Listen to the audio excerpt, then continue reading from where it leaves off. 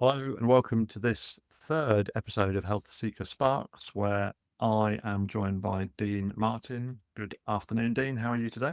I am well. All well in the world. Excellent. And the idea of these short podcasts, video interviews, vlogs is to create thinking in the industry, to give some quick insights and to spark some industry action, to help the industry to grow, but also to help us get new people interested and ultimately to get people fitter and healthier. And rather than me firing the questions, which I have done through Health Seeker Stories and various other formats, Dean is now firing the questions at me. So this week we're talking about 1766, Dean, right? The Great Battle of 1766. Not that there was one, but it sounds as if it should be one.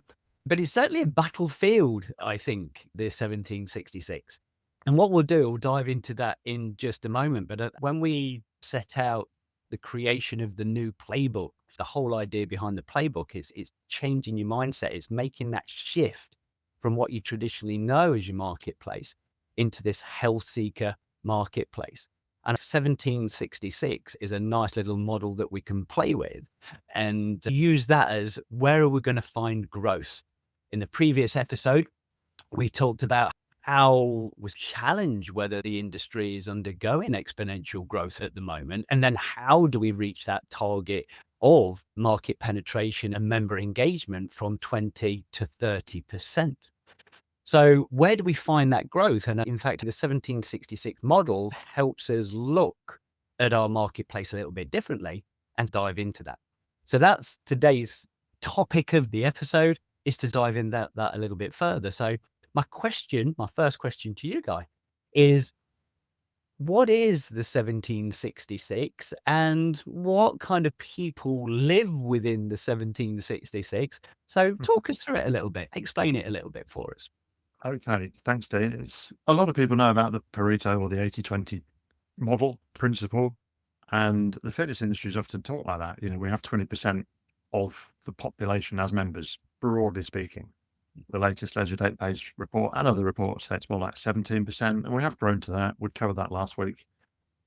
So we could say it's like 80-20, but actually we looked at this as more of a bell curve, which I'm going to put up on the screen if you're watching this, if you're watching a video here. If you are listening, then I'll do my best to describe it to you if you're listening on a podcast. But I'd encourage you to go and download the playbook because this is page 8, apparently. But what we're looking at here, we've got 70% of gym members, the top right-hand side of the bell curve, and then the center of the bell curve is 66%, which is we call health seekers. At the bottom end, there's another 17%, which we say are dismissive. They're not interested in health or fitness. And coming back to your question, Dean, who's in each segment? The 17% of gym members, they're the keen beans, they're the gym bunnies, they're the people who, honestly, we could probably not even say hello to them or goodbye to them. Most of them will be back tomorrow. That's not a retention strategy. Obviously, you should say hello and goodbye to everyone. But they're already converted, they're motivated, they are the same 17% that your competitors are selling to. And as the phrase Dean coined, they're the member merry-go-round. At the other end of the scale, the 17% who are dismissive, they are going to be very hard to get into a gym or a leisure centre or a health club. I would suggest that a lot of them are the people that are being targeted or are considering weight loss drugs like the GLP-1s. Not that we shouldn't have a solution for them. I think it's good that we do, but they are going to be very hard to work with. And in the middle of the bell curve, the majority of people, the 66%, are the health seekers. They're the people who want to be healthier. They don't necessarily want to be fitter, and they almost certainly don't want to exercise or work out, but they do want to understand their health more, and they do want support and what we offer, which is coaching for them. So as a really brief description, that's how we see this bell curve. The opportunity is there in the middle. It is the 66% of the population who are health seekers. What would you add to that, Dean? What I would add to that is, what is the business that we're in right now? So from an operator's point of view, what business are we in? And traditionally, we talked about the timeline in the industry milestones last episode.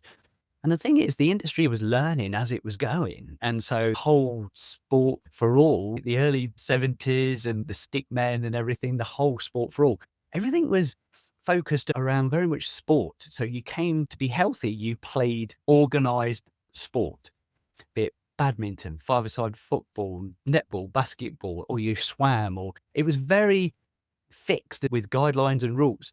Then as the trend developed, it became more informal, a bit more relaxed. And particularly the explosion of the health club around the late 80s, early 90s, the health clubs, and moving away from static framed weights machines into these multi gyms that we now see all around the country now. So once upon a time, it was sport. Then there was a shift to fitness, and there's still a massive focus on fitness, and rightly so. But as we then transition into this new period, so off the back of the pandemic, there's 70% of the population stepping forward to say, I want to be healthier. Help me find that route or journey for me. I'm not particularly interested in the gym, so what is it? And I think by reframing our mindset as operators to consider we're not necessarily in the sport business. We're not necessarily in the fitness business. We're in the health and well-being business, which sport and fitness belong to. So it's not just sport or fitness. We're broadening that spectrum now. And when we consider the bell curve, that's 17%. That's 17%. All we do as operators is sell memberships to that 17% over and over again. We call it the member merry-go-round, because all that happens is that they leave our gym, they go and join someone else's, and join someone else's. 6 months that they're back to our gym. You used to see it. You used to see the faces go and come, and they just rotate on this merry-go-round. So for me, I think it's reframing. And again, we talk about language a lot. We talked about it on episode 2. I think even on episode 1, we talked about the change of language and the shift in mindset. Two things. And I think for me is that we're not just in the fitness business, we're in the health and well-being business, which fitness is included in that. And it's how we broaden that market. So we lean out of the 17%, lean into the 66. So where that bell curve is rich and wide in the middle, this is where we lean into those 66% to find that growth that we need for that exponential growth that we talk about in the market. Yeah. And I think I'm just going to add to that a little bit of controversy, if I may. Look, the middle of that bell curve is absolutely the opportunity. And you're right about changing language, Dean. We do need to do that. From a product point of view, though, I am concerned sometimes by some of the challenges that are run in gyms, or the Tough Mudder, HYROX type things that appeal to probably the very top niche of the 17%. And the more we drive that kind of stuff and say, this is a product, this is what we're trying to get you all to do, we're going to put off more of that massive opportunity in the middle. And by the same token, at the other end of the scale, I really do believe that the people on GLP-1 and the people who are on an e-scooter and vaping, they are down in that dismissive part. They're not going to be interested. It's going to be very expensive to get them and very hard to hang on to them, and going to take a lot of work to do that.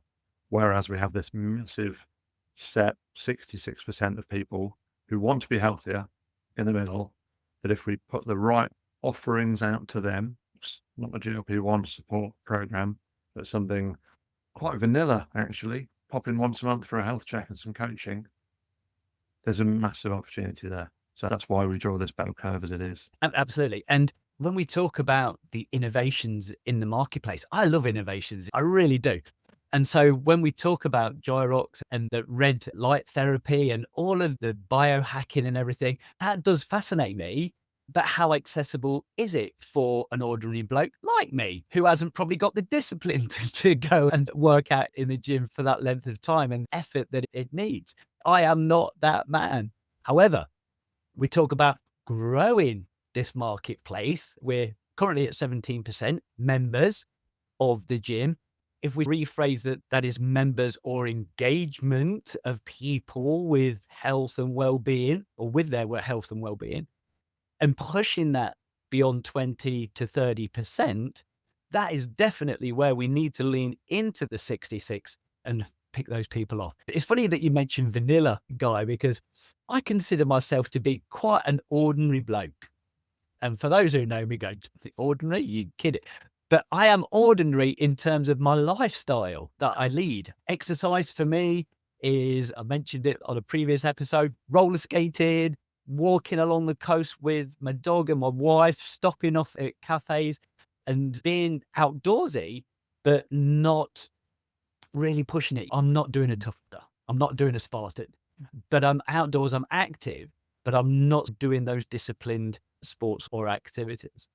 Yeah. So for me, leaning into that 66%, it is me.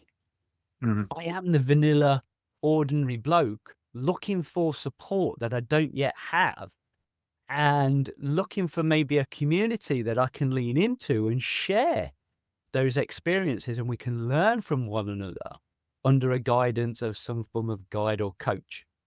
Yeah. So for me, I look to who are the professionals. I know there's hundreds of PTs and personal trainers. I don't want to go hardcore. I don't want that level of discipline, but I would certainly subscribe to something in terms of I can go and ask questions and have check-ins to make sure that actually I'm doing all right.